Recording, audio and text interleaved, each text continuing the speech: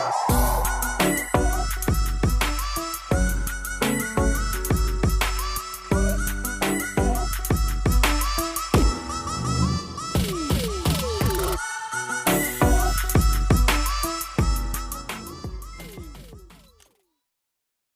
guys, and welcome to your introductory photography course.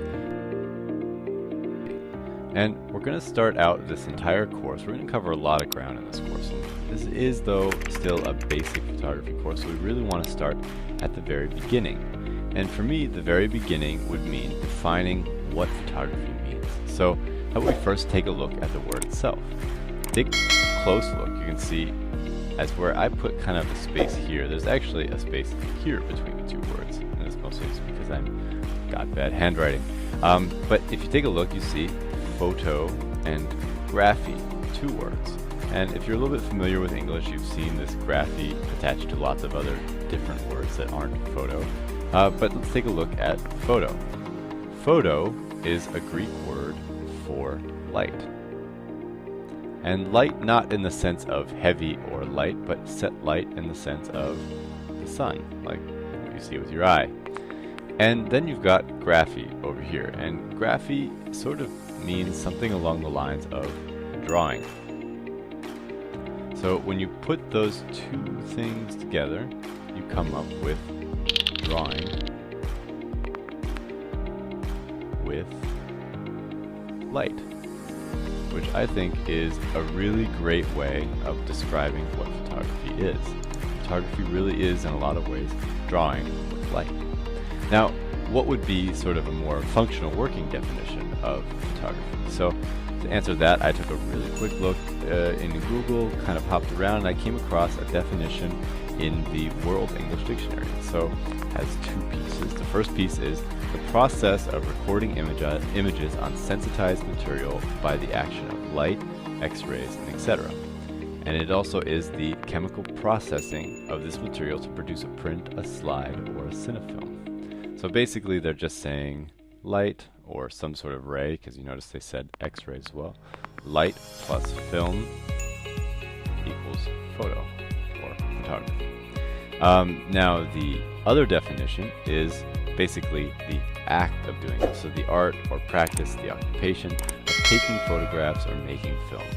So we're just going to say the act of doing that right there.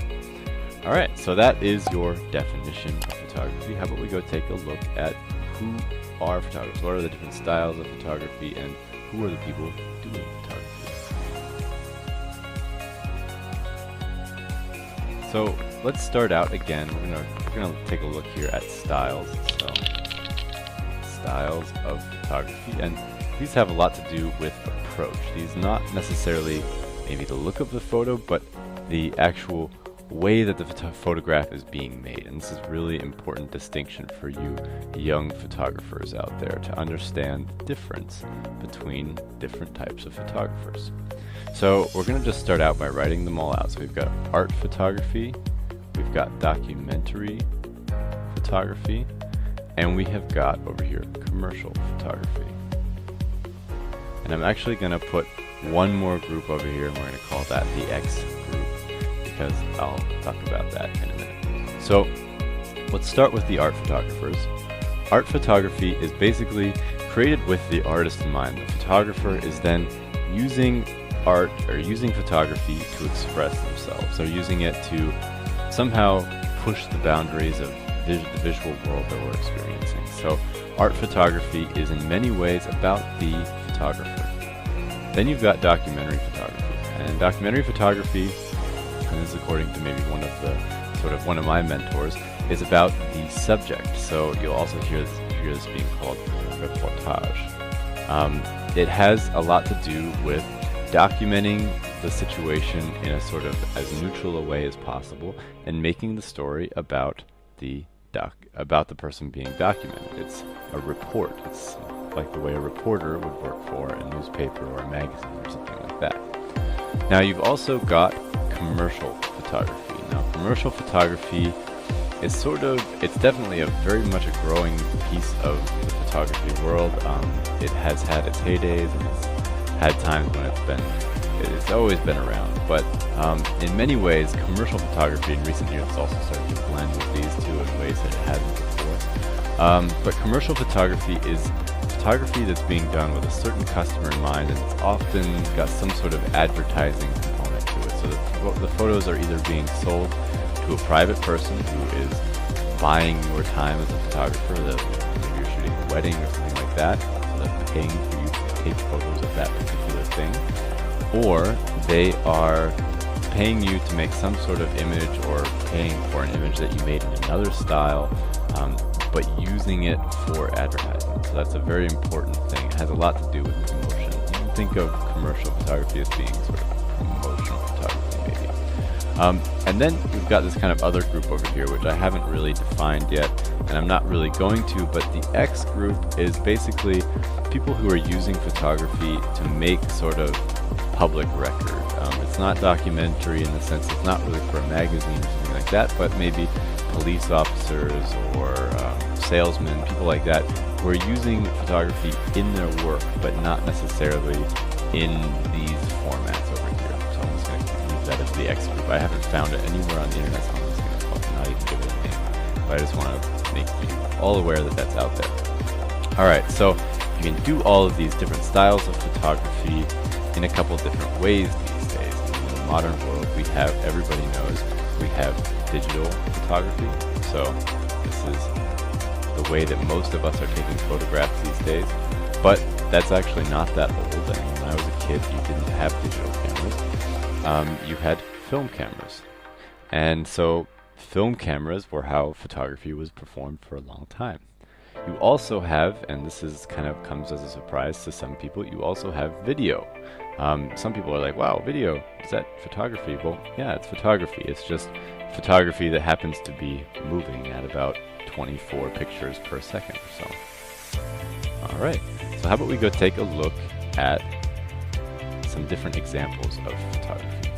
Here we have got Ansel Adams, and Ansel Adams was an American photographer in the 20th century, and Ansel Adams is sort of your quintessential landscape photographer, and he was shooting that in the style, so like we said before, in the style of an art photographer. Now sometimes Ansel Adams did the occasional commercial piece or something like that, but in general he was a landscape photographer who was an art photographer.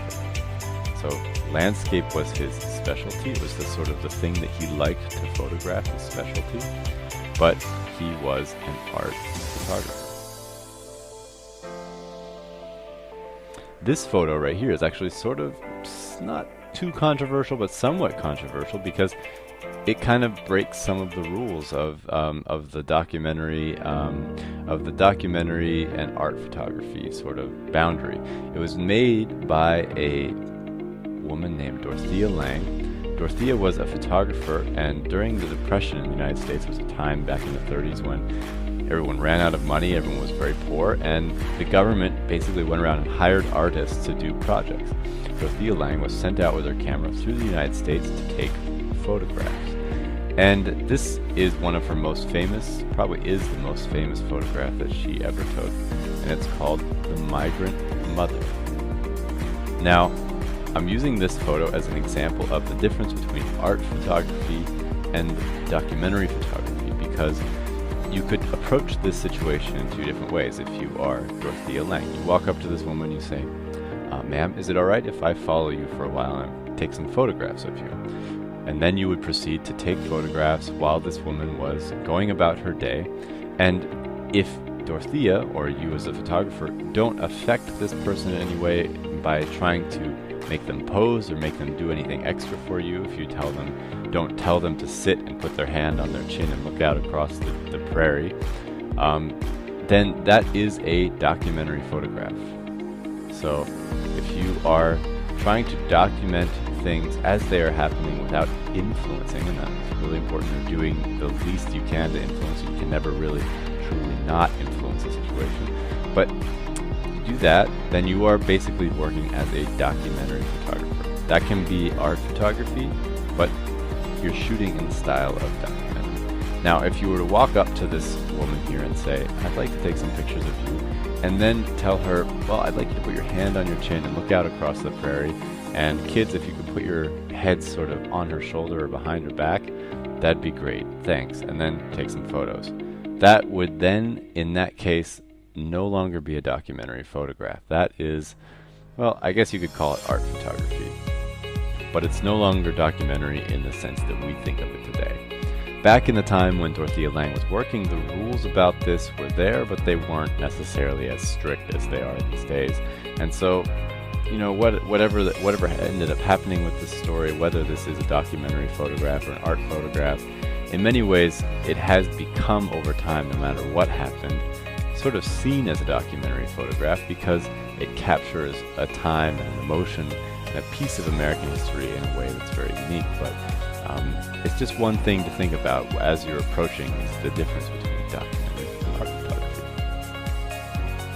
Now here, right, this photo would be a classic example of documentary that's sort of like an artistic documentary photo. It's taken by one of really my favorite photographers. I love this guy.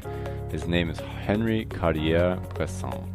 He's a French guy who worked as a photojournalist. It's one of my favorites, and I spell his name wrong. He's a French photographer who worked for big photo agencies back. He was one of the founders of Magnum, which is a huge photo agency, very important in the history of photography. And you can see here that you can shoot in documentary style, so this is a documentary photograph, but that it can still be artistic. That is totally cool. You can be artistic. It doesn't necessarily be an art photograph. So what makes this photo artistic? Well, I really love this photo because you have all these great shapes. You've got this guy, this statue, this is a very famous artist apparently at the time. Got this guy's leg, look at his leg, and then look at the artist's legs, and look at his posture. Same thing. And almost in a way, and I'm not sure if this was necessarily intentional, but I also, looking into it, also see this line here, and this line here, and this line here. You can see there's just really interesting shapes going on there, and this is typical Henri Cartier-Bresson. He has better photos. I think this isn't one of his best ones. This is just one that was in the open domain. But you just always are seeing this in his work, and a lot of documentary photographers do very artistic work, but they're also doing it in a way that they're not telling the guy, hey, could you go back and walk and do that again and again and again. They just catch it the first time that it happens. Now we're going to move into commercial photography. So these two things that you're seeing right here are most certainly, or often are, commercial. So most of the wedding photography that you see, unless you're shooting it as a photojournalist for a magazine or something like that, if you're being hired by the bride, or most likely by the bride's father, you are working as a commercial photographer, sorry. Lots of saying photography today. Alright, so wedding photography is very often commercial. It can be otherwise, but it's generally commercial. Fashion is also a very big piece of commercial photography these days. It's everywhere. It's probably, in the Western world, one of the types of photography that we see the most. Fashion photography can be journalistic if you're being sent by a paper or a magazine to document an event, but very often you're being paid by maybe the maker of this pair of pants or these fancy shoes, or these fancy red shoes. Wow, look at those. You might be being paid by the makers of those, or some sort of, maybe the people who are putting on the show up here, or maybe this rich guy over here wants some photos. Whatever the case is, you're working as a commercial photographer often in these situations. And the difference between those is who's paying you, essentially. Alright, and when you think about photographers, I think a lot of people have a lot of different ideas. What is a photographer? And a lot of times you kind of imagine this guy with a massive lens right here. That is just really ridiculous. You kind of imagine these guys, and in a lot of ways, yeah, those people are photographers, but there's lots of different ways of being a photographer. It's always been the case. You have guys like this from back in the day who were doing portrait studios. You have people like this right here who's, this is a Turkish photographer who does a lot of art photography. She's using a medium format camera here. And you have everything in between. You have people who, and you also have people who are outside of the professional world who are just working as amateurs.